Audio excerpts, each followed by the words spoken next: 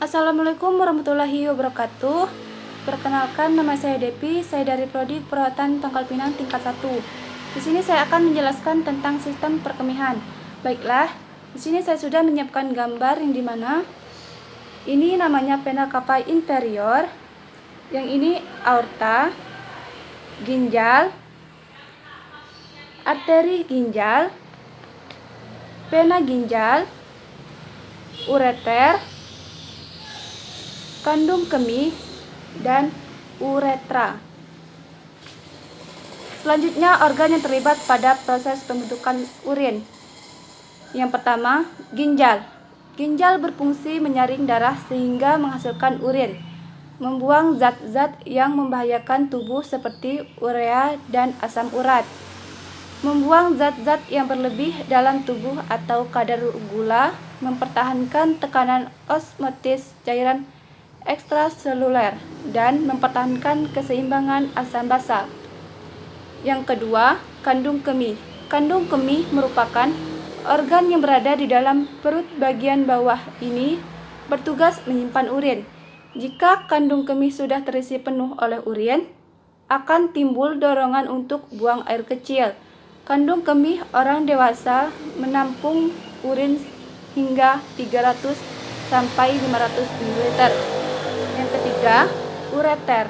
Ureter adalah bagian dari sistem urinaria yang berbentuk menyerupai pipa atau tabung.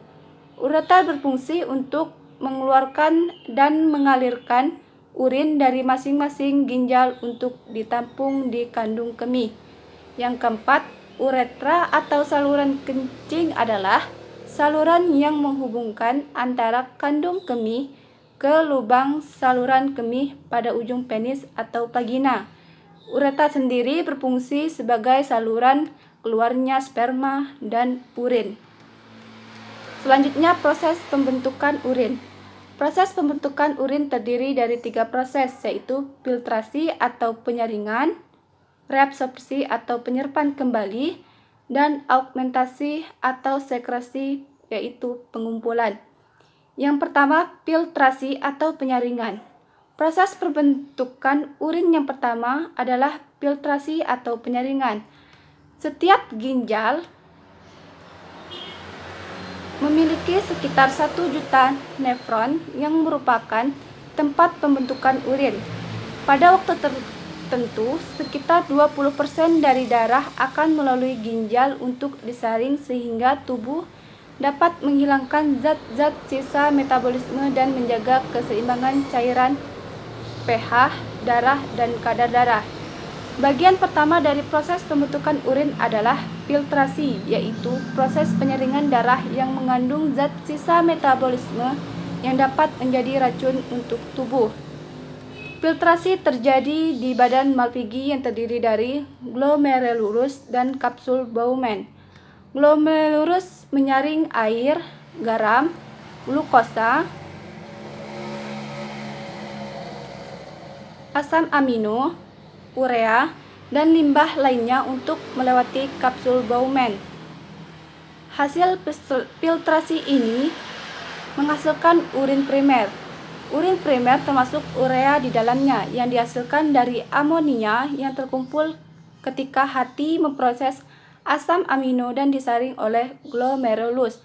Yang kedua, reabsorpsi. Proses pembentukan urin kedua ada reabsorpsi.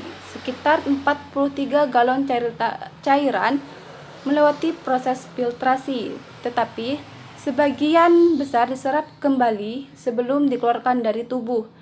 Reabsorpsi terjadi di tubulus proximal nephron, lekung Henle atau lobe of Henle, tubulus distal dan tubulus pengumpul. Air, glukosa, asam amino, natrium, dan nutrisi lainnya diserap kembali ke aliran darah di kapiler yang mengelilingi tubulus.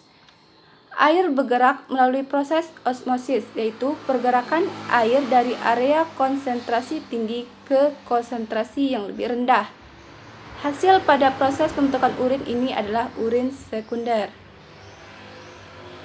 Biasanya semua glukosa diserap kembali, namun pada orang dengan diabetes, kelebihan glukosa tetap bertahan dalam filtrat.